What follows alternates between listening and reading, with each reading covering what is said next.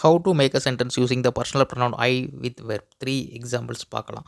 ஓகேவா? பர்சனல் ப்ரொனவுனில் இன்றைக்கி நாம் ஐ அதோட ஒரு வெர்ப் மட்டும் பயன்படுத்தி 3 வகையான எடுத்துக்காட்டுகள் பார்க்குறோம். அதுக்கு முன்னாடி ஐயில் வந்து முக்கியமான ஒரு ரூல்ஸ் இருக்குது. என்னென்னா ஐங்கிறத சென்டென்ஸ் நம்ம பயன்படுத்தும் போது எப்போவுமே கேபிட்டலைஸ் தான் வந்து பண்ணணும் அப்படிங்கிறது தான் அந்த ரூல். ஓகேவா? நீங்கள் வந்து ஐ வந்து நீங்கள் சென்டென்ஸை எங்கே பயன்படுத்தினாலும் பார்த்தீங்கன்னா கேபிட்டல் எழுதியிருப்பாங்க. ஏன் அப்படின்னா ஆங்கிலத்தில் அது ஒரு விதியாகவே பார்க்கப்படுது. வாங்க எடுத்துக்காட்டுக்குள்ளே போகலாம். ஐ ரெட் அப்படிங்கிறது முதல் எடுத்துக்காட்டு. இதில் இதுக்கான தமிழ் அர்த்தம் என்ன? நான் படித்தேன் அப்படிங்கிறது. அப்போ இங்கே அதில் என்னது? ஐ அப்படிங்கிற சப்ஜெக்ட் வந்து நான் அப்படின்னு வந்திருக்கு.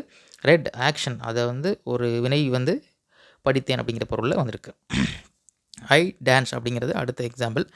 இது வந்து தமிழ் அர்த்தம் என்னென்னா நான் நடனம் ஆடுகிறேன் அப்படிங்கிறது இதுக்கான பொருள். அதில் நான் அப்படிங்கிறது சப்ஜெக்டாக இருக்குது. நடனம் ஆடுகிறேன் அப்படிங்கிறத டான்ஸ் அப்படின்னு சொல்கிறோம். அது வெர்பாக இங்கே பயன்படுத்தியிருக்காங்க. வாங்க அடுத்த எக்ஸாம்பிள் என்னென்னா ஐ ஸ்விம். ஓகேவா?